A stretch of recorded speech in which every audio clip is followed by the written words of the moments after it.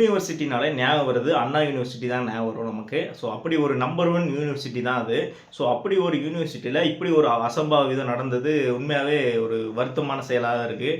ஏன்னா அதுவும் பாலியல் வன்கொடுமை அப்படிங்கிறது வந்து ரொம்ப வருத்தமாக இருக்குது. ஏன்னா மாதம் மாதம் இப்படி ஒரு செயல் பார்த்தீங்கன்னா ஏதாச்சும் ஒரு ஊரில் அரங்கேற்றப்பட்டு தான் இருக்குது. ஸோ காட்சிகள் எல்லாம் ஒரே மாதிரி தான் இருக்குது, ஆனால் பேர் தான் வேறு மாதிரி அப்படிங்கிற மாதிரி சொல்லலாம். ஸோ பொள்ளாச்சி, கிருஷ்ணகிரி, ஸோ ஏகப்பட்ட இடத்துல இந்த மாதிரி விஷயங்கள் நடந்துக்கிட்டே தான் இருக்குது. ஸோ இதுக்கான தடுப்பு எதுவுமே போடாத மாதிரி தெரியுது. ஸோ ஏதாச்சும் ஒரு ரொம்ப ஒரு வன்மையான சட்டத்தை கொண்டு வரணும். ஸோ அதுக்கப்புறம் தான் அந்த மாதிரி பெண்கள் மேலே கை வைக்கிறது அப்படிங்கிற ஒரு இதே மறப்பாங்க. அந்த அளவுக்கு நம்ம தமிழக அரசு கொண்டு வரணும் அப்படிங்கிறது தான் என்னோட வேண்டுகோள். ஏன்னா இந்த ஞானசேகரன் அப்படிங்கிறவர் பார்த்தீங்கன்னா 2012 அப்படிங்கிற போதே இந்த மாதிரி விஷயத்தில் அரெஸ்ட் பண்ணியிருக்காங்க. 20-30 கேஸ் இருக்கான் 10 வருஷத்தில். அப்படி இருந்து ஏன் அவரை விட்டு வச்சிருக்கணும்? அப்படி விடாமல் இருந்து தான் இந்த மாதிரி செயல் நடந்திருக்குமா அப்படிங்கிறத என்னோட கேள்விங்க. ஸோ அப்போவே கண்டிச்சிருக்கலாம். ஸோ இப்போ வரைக்கும் கொண்டு வந்து அதுவும் அது வளாகத்துக்குள்ளேயே நடக்குது, ஒரு பிளாக்மெயில் பண்ணி அப்படிங்கிற மாதிரினா நினச்சாலே ரொம்ப கொடுமையான செயலாக இருக்குது. ஏதோ படத்தில் வர காட்சிகள் மாதிரி தோணுது. ஸோ அந்த இடத்துல கேமரா வந்து வேலை செய்யலைன்னு சொல்கிறாங்க. ஸோ அதுக்கப்புறம் பார்த்தீங்கன்னா அந்த கேமரா வச்சு தான் நாங்கள் அவரை அரெஸ்ட் பண்ணோம் அப்படிங்கிற மாதிரி சொல்கிறாங்க. இதெல்லாம் நம்புகிற மாதிரியே தெரியல. ஏன்னா போலீஸார் அவங்களே ஏதோ ஒரு சதி பண்ணி இப்போ முழுக்க தவறு ஃபுல்லாக அந்த பொண்ணு மேலே இருக்குது அப்படிங்கிற மாதிரி சுட்டி காட்டுறாங்க. நீதிபதிகள் எல்லாமே அப்படி தான் ஷாக்காகி பார்க்குறாங்க.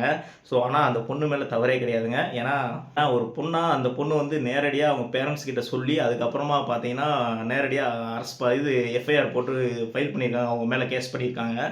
ஸோ இதுக்கு முன்னாடி நடந்த சம்பவங்கள் யாருமே அந்த மாதிரி முன் வந்து சொல்லலை. ஸோ சொல்லியிருந்தாங்க அப்படின்னா முன்னக்கூடியே அந்த விஷயங்கள் நடக்காமல் தடுக்கப்பட்டிருக்கும்.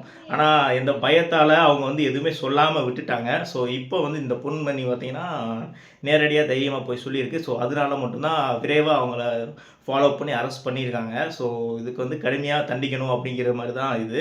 ஸோ எல்லா அரசியல்வாதிகளும் ட்வீட் பண்ணியிருக்காங்க, இது சீக்கிரமாக நடவடிக்கை எடுக்கணும் அப்படிங்கிற மாதிரி சொல்லியிருக்காங்க. ஸோ முக்கியமாக பார்த்திங்கன்னா டிஎம்கே அரசு வந்து இதில் வந்து ரொம்ப கவனமாக இருக்கணும் அப்படிங்கிற மாதிரி நம்ம தளபதி அண்ணாவே ஒரு லெட்டர் எழுதியிருக்காருங்க. நம்ம தளபதி என்ன சொல்லியிருக்காருன்னு பாருங்கள்.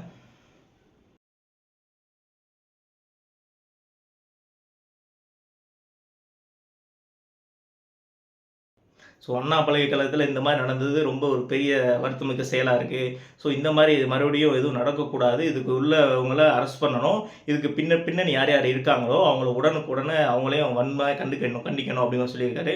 இது போக காலேஜ் அப்படிங்கிறது மட்டும் இல்லாமல் பேருந்து, பொது இடங்களில் மக்கள், அதாவது பெண்களுக்கு பாதுகாப்பு தரக்கூடிய கேமரா, ஃபோனு அது மாதிரி அங்கங்கே பொருத்தப்படணும், நிறையா பாதுகாப்பாக இருக்காங்களா அப்படிங்கிறத கவனிச்சிருக்கணும், கண்காணிப்பிலே இருக்கணும் அப்படிங்கிற மாதிரி ஒரு கண்டிப்பான ஒரு திட்டத்தை கொண்டு வாங்க அப்படிங்கிற மாதிரி நம்ம தளபதினாவே சொல்லியிருக்காரு.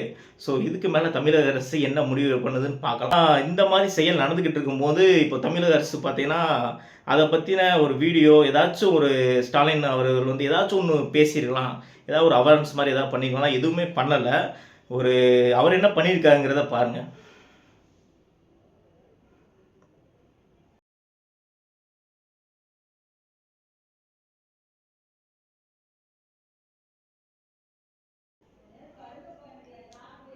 ஸோ இதுதாங்க இப்படி தான் நடந்துக்கிட்டு இருக்கு. ஸோ இது அசால்ட்டாக நினச்சிக்கிட்டு இருக்காங்க.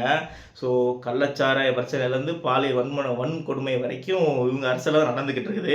இதை நம்ம சொன்னோம்னா டிஎம்கே மேலே இப்படி தான் பழி போடுவாங்க, டிஎம்கேனா காலங்காலம் இப்படி தான் சொல்கிறாங்க வைக்கிறாங்க அப்படிங்கிற மாதிரி கண்ணோட்டத்தில் சொல்கிறாங்க. அதெல்லாம் கிடையாது. இந்த இதை வன்மையை கண்டித்தா மறுபடியும் இது நடக்கிறதுக்கு வாய்ப்பே கிடையாது. ஸோ கள்ளச்சாராயமாக இருந்தாலும் சரி, பாலியல் வன்கொடுமையாக இருந்தாலும் சரி, இதுக்கு ஒன்று ஒரு தீவிரமான கண்டிப்பான சட்டம் கொண்டு வந்தால் கண்டிப்பான முறையில் தடுத்து நிறுத்தலாம். இந்த நடக்கிற இந்த கொடுமையான செயலை விட இவங்க போடுற தம்ப்லைன் பார்த்தீங்கன்னா அதை விட பயங்கரமாக இருக்குங்க. ஸோ ஏதோ வீடியோ ட்ரெண்டிங் ஆகணும், வியூஸ் போகணும், வச்சுக்கிட்டு நம்ம ட்ரெண்டிங் ஆகணும் அப்படிங்கிற ஒரு நோக்கத்துக்காக என்னென்னமோ பேசி போட்டுக்கிட்டு இருக்காங்க. அதெல்லாம் பாருங்கள்.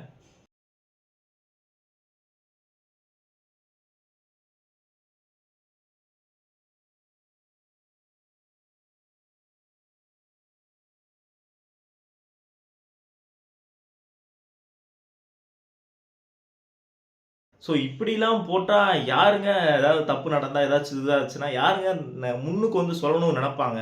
ஸோ நம்மளை இப்படி கேவலப்படுத்தி இதெல்லாம் அந்த பொண்ணுங்க பார்த்தாங்கன்னா எவ்வளோ இதெல்லாம் புரியாமல் நிறைய பேர் இருக்காங்க. ஸோ தயவுசெய்து இந்த மாதிரி தம்ப்லைன்லாம் போட வேணாம் அப்படிங்கிறது என்னோட கருத்துங்க. ஸோ ப்ளீஸ் இப்படி போட்டு அவங்கள நீங்களே இது பண்ணுற மாதிரி இருக்குது. ஸோ இதை நீங்கள் பேசி வேறு மாதிரி போடணும்னு நினைக்கலாம். ஆனால் இந்த தம்ப்லைன் பார்த்தீங்கன்னா ரொம்ப தவறாக இருக்குங்க. ஸோ இதுக்குன்னு ஒரு ஏதாச்சும் கொண்டு வந்தால் தான் இதை நிப்பாட்டுவாங்கன்னு நினைக்கிறேன். ஸோ இதை யாரும் போட வேண்டாம்.